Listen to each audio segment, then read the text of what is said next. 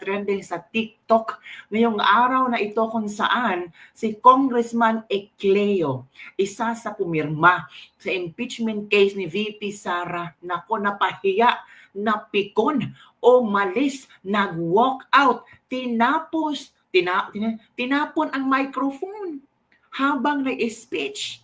Nako, sabi kasi ng mga audience, pirma pa more. No, tingnan nyo. Yung ibang congressman, very proud sa ginagawa nila. Feel nila, gusto ng mga sambayan ng Pilipino na ma-impeach si Sara. Ito, si Congressman Ecleo, nakaramdam na ng hagupit ng 32 million Filipinos na bumoto kay VP Sara. Sigaw na mga tao, pirma pa more, pirma pa more. Napikon si Congressman Ecleo habang nag-speech. Tinapon ang microphone. Sino bang hindi mapipikon? At sino, aside from hindi napikon, napahiya? Yun na nga ang sinasabi natin. Mahirap kalabanin ang 30 million. Mahirap. Pikon na kayo. Pikon na kayo. Paano na ngayon, ha? Ramdam na ni Ecleo, Congressman Ecleo. Anong pakiramdam?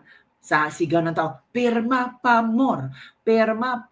Eto, gusto yung panood ang video. Naghahanap kasi si Sas Rugando Sasot. Guys, pasend naman sa PM itong kumakalat sa TikTok. May video sa TikTok si Congressman Ecleo, tinapon yung mic at nag-walk out habang nag-speech.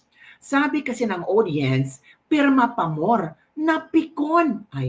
At merong sinend ang isang netizen na video. Panoorin natin ang bibigha.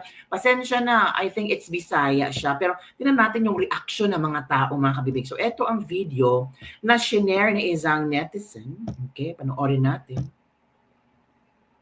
Okay, ito yun.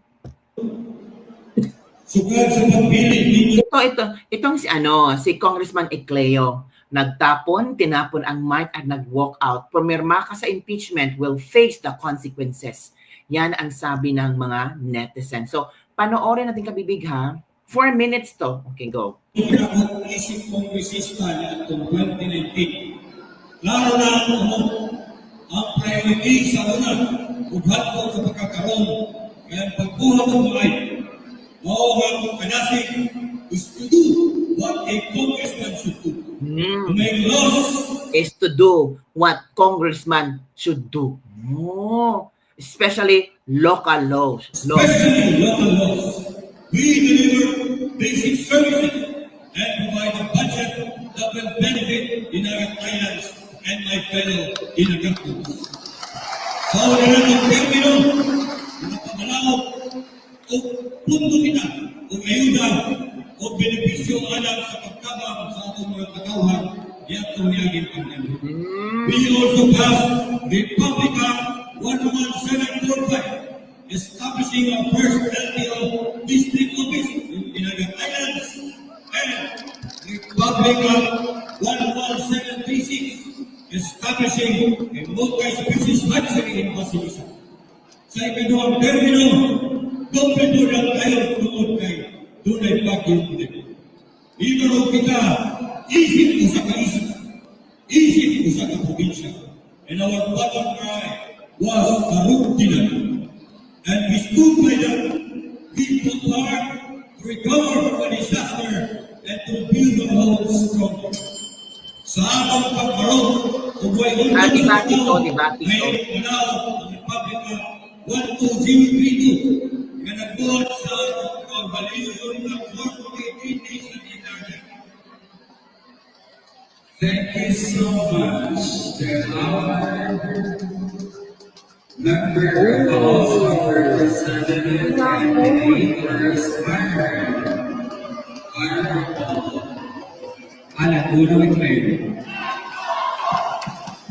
And also to our aspirant for the provincial vice governor, Honorable Edmund D. Ecleo.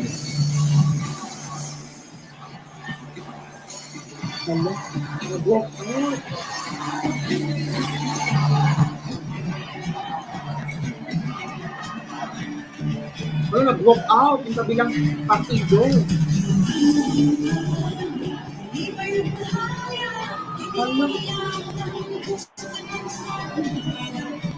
So it's blue versus green.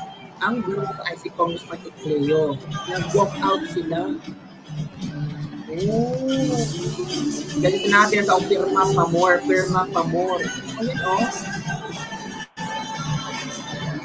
Hindi mamabayaran ang pera ang tipid ng mga tao. Ayun na. Kaya sinasabi natin.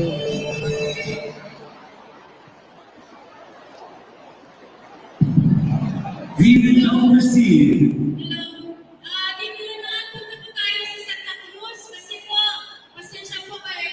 Meron po kami appointment na din po, no? Talagang hindi kami maka-antay. 6 o'clock na po yung sabot natin. Just dapat salamat po. Nagbuto na.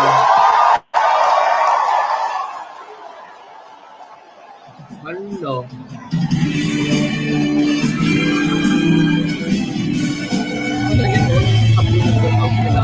We will now proceed. Biro lang kasi. For our political aspirant, for Provincial Vice Governor mula sa Partido Federal ng Pilipinas, J. Ecleo. So Ecleo versus Ecleo? Ano ba? Ay kung kagalingan na natin sa J. Ecleo, magtagdo ang lahat ng like to apologize on behalf of Ako ang naglalay. But anyways, Kali. nahihanap ako ninyo. Umiyak siya. Parang nahiya siya. Ako'y naunaw sa ilang pinuhat ko. Ako'y nahiya siya ng ginawa.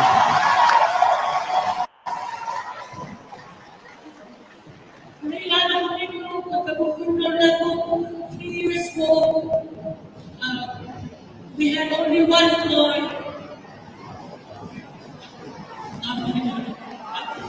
Ginaiyak. Mga kamag-anak ito mo. Ecleo.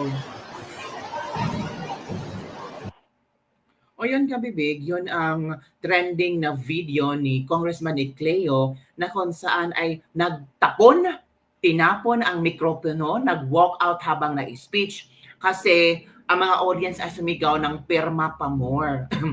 Ito naman ang mga komento ng ating mga netizen. Akala nila di totoong tao yung 32 million supporters ni VP Sara. Nag-react na yung tahimik lang dati.